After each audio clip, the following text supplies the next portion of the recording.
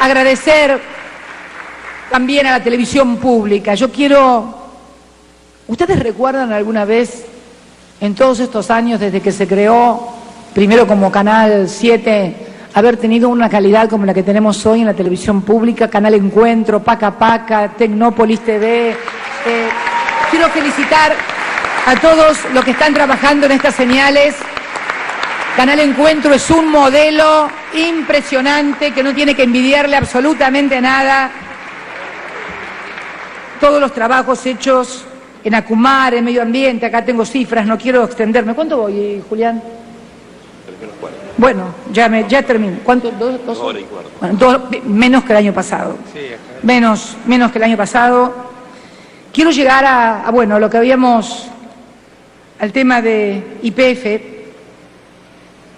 Yo hablaba el año 2012, cuando tuvimos el déficit energético y se tomó la decisión de recuperar la administración de YPF.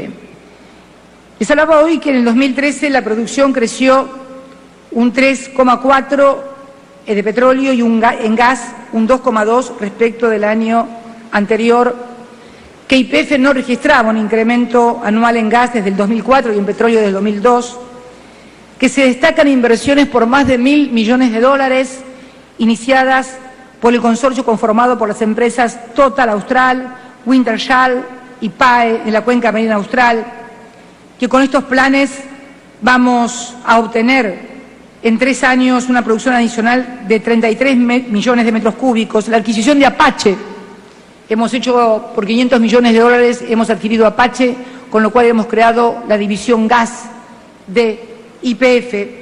Se inauguró una mega obra de refinería en Mendoza, segunda tamaño luego de La Plata, que también es de YPF, con una inversión de más de 2.600 millones de pesos, y lo que ha sido la recuperación de YPF. A mí personalmente esto no me toca solo políticamente, esto nunca lo soñamos, ni él ni yo. Esto tiene una larga historia, lo de YPF, que empieza con una deuda que las provincias petroleras, que la nación tenía con las provincias petroleras en materia de regalías mal liquidadas.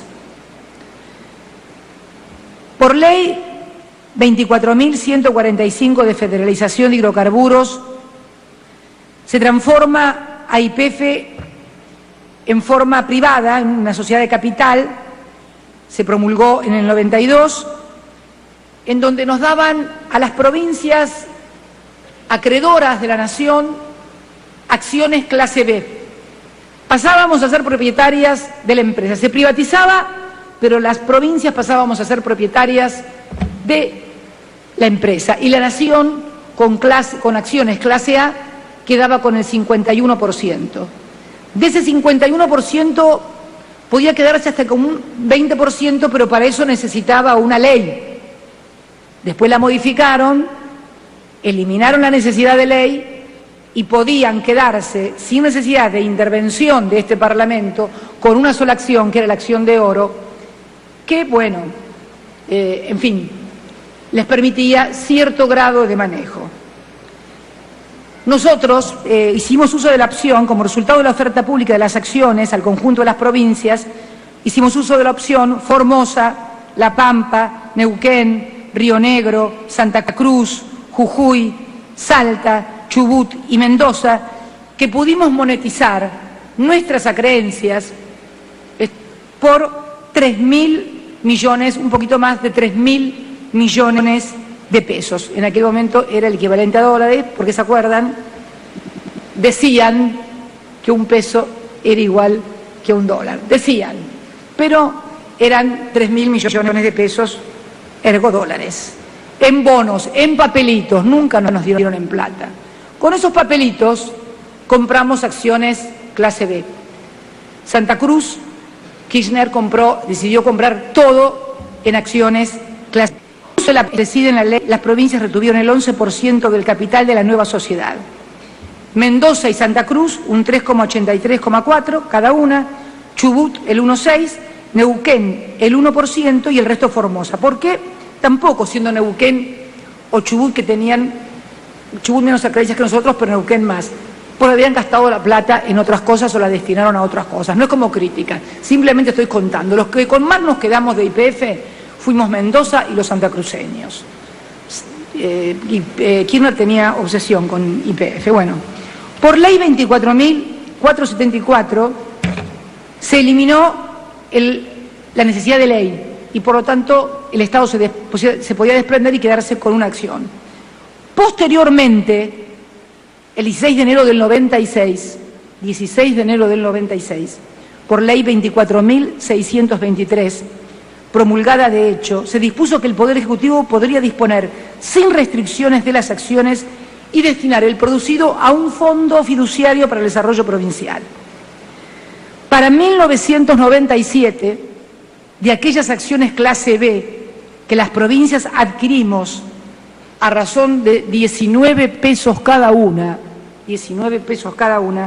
solo quedaban en poder provincial el único que se había quedado con acciones en 1997, adivinen quién era. Sí, él, Santa Cruz. Se había quedado, es más, le había comprado a Chubut una parte y había comprado otra parte de acciones también en la Bolsa de Nueva York. Y habíamos llegado a 4,10 por compra de acciones clase D a Chubut. ¿Por qué? Porque quería llegar al 5%, porque con el 5%, tener el 5% del capital accionario, te autorizaba a tener un director en el directorio de YPF. Y él quería participar en la política, obviamente, de un recurso que era vital para la provincia. Y que para la provincia había sido, para las provincias petroleras, la privatización, no la desnacionalización, había sido un muy buen negocio. ¿Por qué? Porque por un lado cobrábamos regalías que hasta ese momento no cobrábamos. ¿Por qué fue el tema de la privatización? Para poder pagarle a las provincias las regalías que no nos liquidaban.